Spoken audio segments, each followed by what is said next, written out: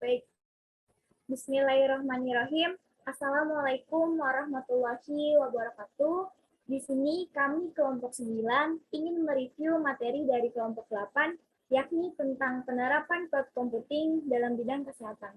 Adapun anggota dari kelompok 9, yakni saya sendiri, Dava Aulia Maulana dengan NPM 211-0611-6006.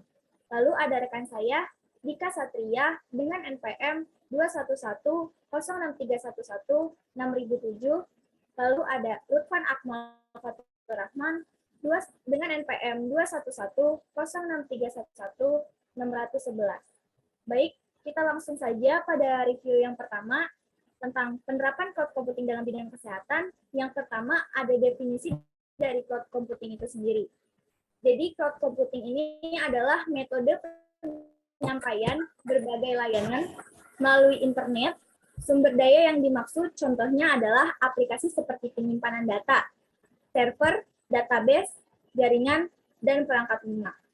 Lalu ada peran penting dari cloud computing dalam bidang kesehatan. Salah satunya adalah pada teknologi informasi di bidang kesehatan, sangat peran pentingnya, terutama untuk meningkatkan kualitas pelayanan kesehatan sakit. Jika kualitas dan fasilitas di rumah sakit semakin meningkat, maka akan semakin meningkat juga jiwa manusia yang tertolong. Lalu yang ketiga, ada implementasi dari cloud computing sendiri. Implementasi dari cloud computing ini sendiri dalam bidang kesehatan ada telemedicine. Telemedicine ini adalah pelayanan kesehatan jarak jauh. Teknologi ini memungkinkan dokter berkomunikasi dengan pasien untuk melakukan berbagai macam layanan pengobatan melalui internet. Telemedicine ini juga didefinisikan sebagai transfer data medis dari suatu lokasi ke lokasi lainnya dengan via offline. Lalu review selanjutnya akan disampaikan oleh rekan saya, Dika Satria. Waktu dan tempat. Baik, terima kasih kepada Dava Aulia. Pengertian REST Web Service. REST atau Representational State Transfer adalah teknologi dalam arsitektur perangkat lunak sistem terdistribusi seperti World Wide Web atau WWW. REST tidak memerlukan penguraian XML dan tidak memerlukan header pesan ke dan dari penyedia layanan. REST ialah gaya arsitektur yang memungkinkan program untuk berkomunikasi satu sama lainnya. REST dirancang untuk berfungsi dengan komponen seperti file, komponen media, dan objek pada perangkat keras tertentu. REST dirancang untuk mengatasi kekurangan SOAP dan menawarkan cara yang lebih mudah untuk mengakses layanan web. Yang kedua, cara kerja REST Web Service. Klien mengirimkan request melalui HTTP request dan kemudian server merespon melalui HTTP respon. Yang F, kelebihan dan kekurangan pada REST Web Service. Kelebihan REST atau Representational State Transfer. Yang pertama, REST lebih simpel untuk dikembangkan dibandingkan SOAP Web Service. Yang kedua, REST lebih efisien. Yang ketiga, menggunakan standar yang mudah dipahami seperti Open API, Specification 3.0. Yang keempat, REST dapat digunakan oleh berbagai jenis bahasa pemrograman yang berbeda. Yang kelima, REST mirip seperti web yang selalu menggunakan HTTP di tiap bagian yang dimilikinya.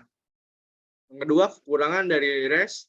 Yang pertama, keamanannya kurang baik dikarenakan REST API melewati bagian protokol HTTP dalam proses penggunaannya. Yang kedua, REST tidak cocok untuk lingkungan terdistribusi.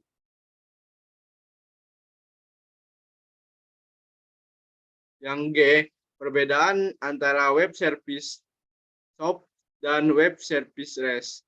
Web Service SOAP yang pertama itu memiliki protokol komunikasi di antaranya HTTP, HTTPS, SMTP, dan FTP. Yang kedua, relatif lebih boros dalam penggunaan bandwidth-nya. Yang ketiga, mulai sepi dan banyak pengguna yang beralih ke REST. Yang keempat, terdapat aturan penulisan yang ketat. Yang kelima, format respon yang menyulitkan pengguna untuk membaca langsung dan memahaminya. Yang kedua, web server REST. Yang pertama, memiliki protokol komunikasi di antaranya HTTP dan HTTPS. Yang kedua, relatif hemat dalam penggunaan bandwidth. Yang ketiga, mulai populer dan banyak memakai web service REST. Yang keempat, terdapat aturan penulisan yang tidak mempunyai spesifikasi khusus. Dan yang terakhir, format respon yang memudahkan pengguna untuk membaca langsung dan memahaminya.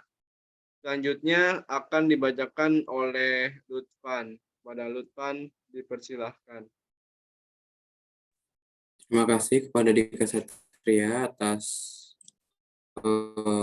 waktu dan tempatnya. Selanjutnya itu yang G, ada tahap penelitian.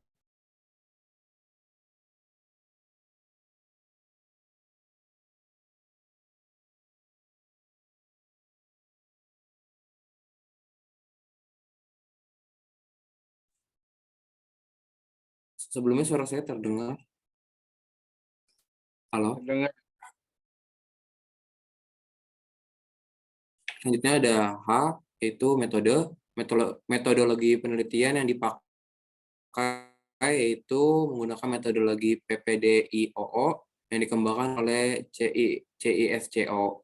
Fase-fase yang ada di dalam metode PPDIOO adalah prepare, plan, design, implement, operate, dan optimize. Lalu yang I ada desain dan implementasi sistem. Desain sistem pada rancangan aplikasi telemedicine memiliki dua tahapan, yaitu perancangan dan instalasi perangkat lunak sistem. Tahapan instalasi perangkat lunak dalam penelitian ini dibagi dalam dua tahap, instalasi Proxmox Virtual Environment, dan yang kedua, instalasi dan setup G-Code. Lalu yang terakhir ada J, manfaat cloud computing dalam bidang kesehatan. Yang pertama ada meningkatkan pengalaman pasien, yang kedua ada efektif untuk mengumpulkan data dalam jumlah, lalu yang ketiga ada akses layanan medis yang lebih mudah, yang keempat ada meningkatkan, dan terakhir adalah mempercepat proses pengambilan keputusan. Selanjutnya akan saya serahkan kepada moderator kembali. Baik, terima kasih kepada rekan-rekan saya yang telah menyampaikan bukunya. Mungkin sekian review dari kelompok 9. Mohon maaf bila selama kami mereview terdapat kesalahan atau kekurangan. Sekian. Wassalamualaikum warahmatullahi wabarakatuh.